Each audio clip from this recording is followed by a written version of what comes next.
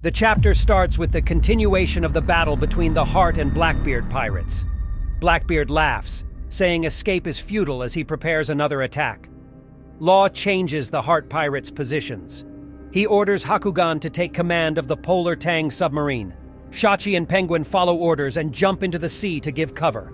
Before Blackbeard can bring down his fist, Law uses R-Room Amputate. Stronger neighs as he's sliced in half, sending Blackbeard flying into the air.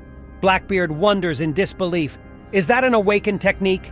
He releases a tremor crush from mid-air, striking down the remaining Heart pirates on land. Blackbeard cackles as the intense shockwaves bring them to their knees. Doc Q tumbles in the air too, telling Stronger not to die on him and that he was a good horse. He screams, "Eat this!" as he tosses his basket of explosive apples at the Heart pirates who dive for safety. Penguin quickly gulps down seawater and shoots a torrent at the bombs, making them explode in midair. The still-falling Doc Q watches in shock. Shachi yells from the water, "Don't mess with folks born and raised in a frigid North Blue port," revealing that the Heart pirates will always have the advantage in a sea battle.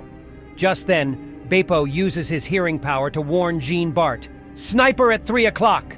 Bart uses himself as a shield to protect his captain from Van Augur's incoming shot. Augur pulls back his gun exasperated and grumbles that Law has a tough guard.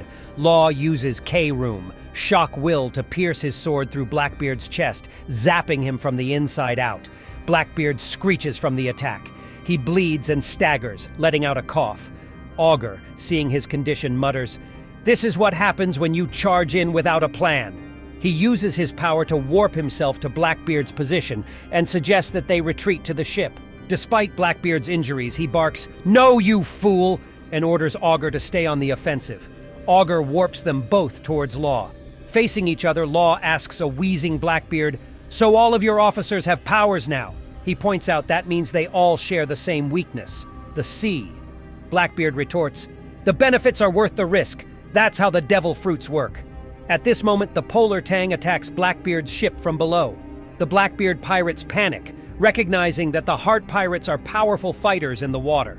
Below deck, however, two grunts guarding the prison chat confidently, "It'll pass soon! Our Commodore's the greatest!"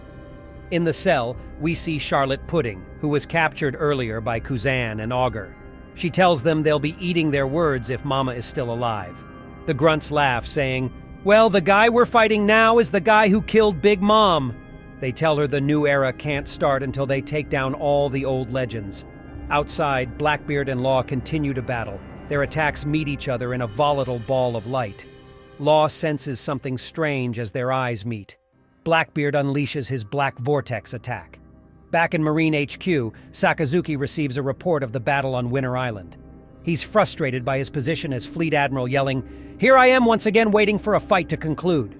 Meanwhile, on Egghead, the Straw Hats and Jewelry Bonnie continue to fight the pacifistas. They notice that they stop attacking after their transformation. Bonnie uses her devil fruit powers to turn Luffy and Chopper into 70-year-old men, while Jinbei and herself become young children. Luffy tells Bonnie that the pacifista only looks like her father, Bartholomew Kuma, and that she has to let him fight it. Chopper scolds him for being cold and apologizes to Bonnie, explaining that the pacifistas bring up bad memories. Jinbei empathizes with Bonnie having to face a clone of her father, but shares what he knows about Kuma. He tells them Kuma started as the wicked king of the Sorbet Kingdom until he was ousted and became a pirate. He later joins the Revolutionary Army until he's captured by the Marines and sentenced to life imprisonment. There, he meets Dr. Vegapunk, who is impressed by his strength. The two make a deal. In exchange for Kuma taking part in body augmentation and clone development, he's granted freedom as one of the warlords of the sea. Jinbei finishes with, "Do I have that right?" Bonnie breaks her silence and picks up a sword. She understands the warlord and cloning part, but being turned into a cyborg, she yells it's a death sentence. She can't imagine anyone making such a deal. Jinbei admits that's true, but continues that Kuma was already facing a life sentence. He wonders what crimes the tyrant Kuma must have committed when Bonnie erupts with rage. "My father was not a tyrant!" She strikes at the others, screaming that her father hated the world government and would never work for them. She cries, "They experimented on him by force!" Luffy is distracted by her laser beam saber attack, exclaiming, "That's awesome!" Bonnie collects herself and replies they must be in one of Vegapunk's scrap heaps. She continues that it's murder in the name of science. She changes the Straw Hats back to their original ages and reveals that Kuma told her he came from a special people. She yells that it doesn't give Vegapunk the right to force experiments on him or kill him. Luffy cheers her on, and Chopper wonders what is meant by special people.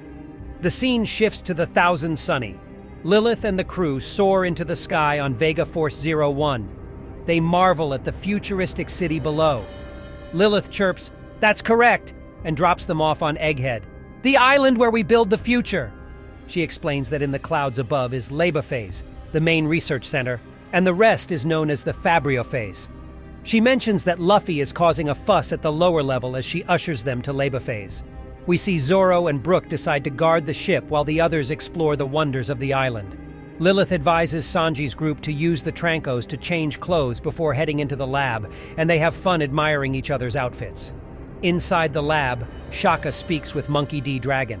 He says the problem with being a genius is he can see into his own future.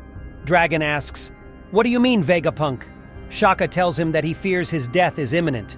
Dragon tells him not to joke about that. The chapter ends with Shaka telling him he just sincerely wants Dragon to know.